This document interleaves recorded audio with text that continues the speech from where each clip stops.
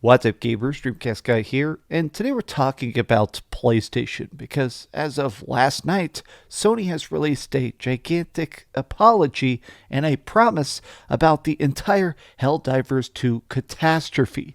Now, in case you haven't been up to speed, I want to break down this mess, the solution, and why I feel like this is a massive win for gamers worldwide. Are you ready? Here we go. I hope you're having a good day. If you could, give this video a like and subscribe if you haven't already.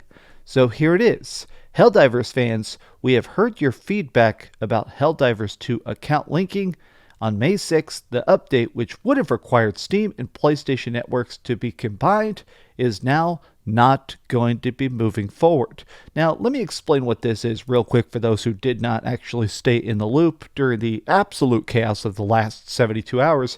On Friday, PlayStation said that in order to play Helldivers on PC, even if you already own it, even if you bought it day one, the only way to actually play it was to combine your login with a PlayStation Network account. But PlayStation Network doesn't exist in 177 countries, which means like a huge chunk of the population that is already playing the game, that's loving it, that's completely getting crushed in the sake of democracy, it has been deactivated in their countries. So it's pretty awesome that the entire PC community and a lot of PlayStation gamers united and said, hey, this sucks. They got hundreds of thousands of negative reviews in literally a matter of days.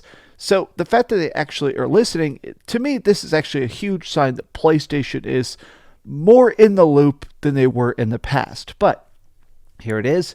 We're still learning what is best for PC players, and your feedback has been invaluable. Thanks again for your continued support of Helldivers 2, and we'll keep you updated on future plans.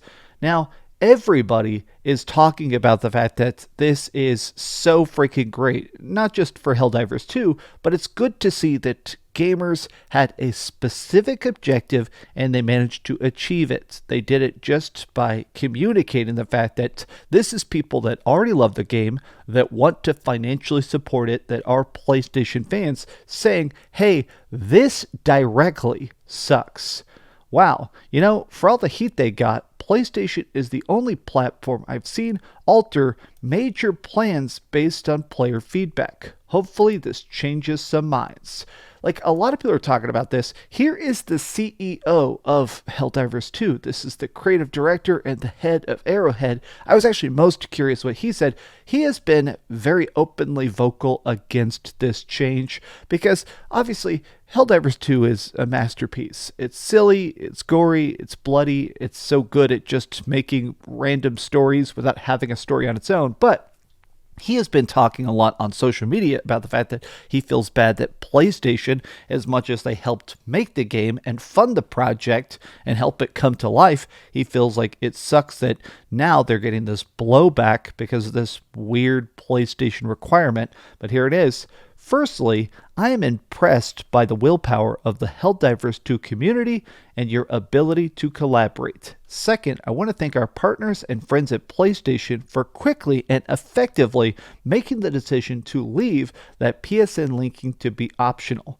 We together want to set a new standard for what a live service game is and how developers and community can support each other to create the best game experiences.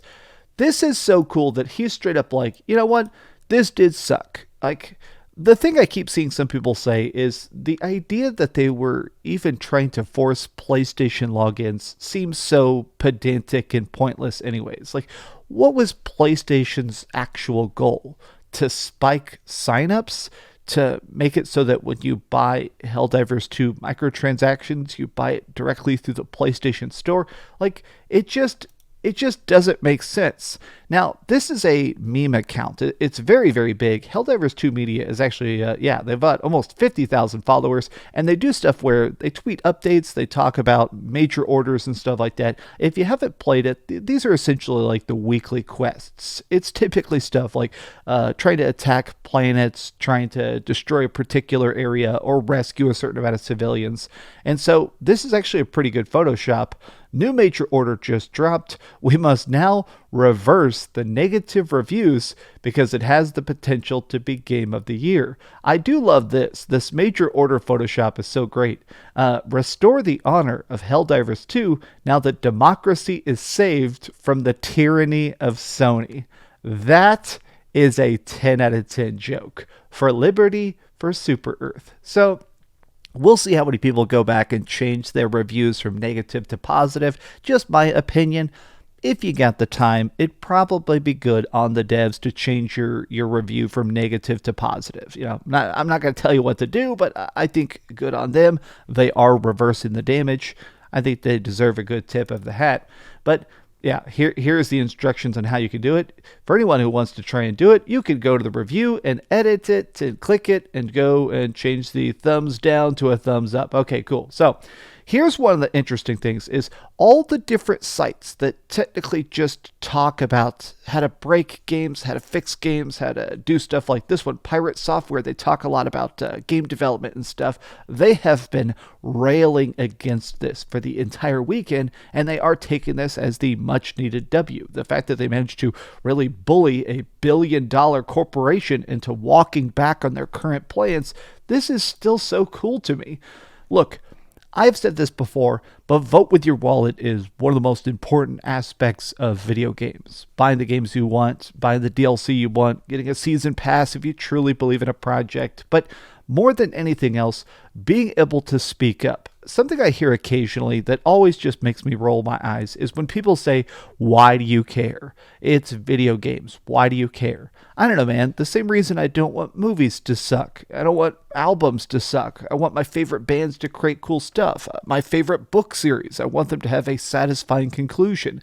I care about art. I care about where I spend my money. So when a corporation like PlayStation, where I do so much of my gaming, the platform begins to just suck for no reason, I think voicing our complaints, especially on a big public platform like YouTube, I think it's actually important to making the industry suck less. So I think it's good that people just realized, okay, this is not necessarily a PlayStation problem, but it is a PlayStation solution. Great reminder that players' feedback does matter, and when you make it clear, results in positivity for everyone, whereas defending corporations' bad decisions online does not.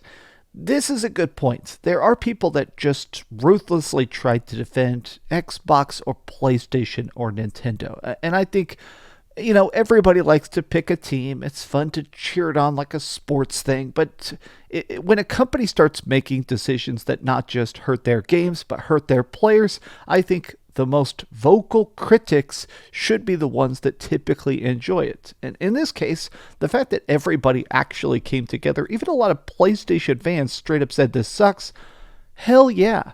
Okay, the last tweet I want to look at is one that is kind of funny.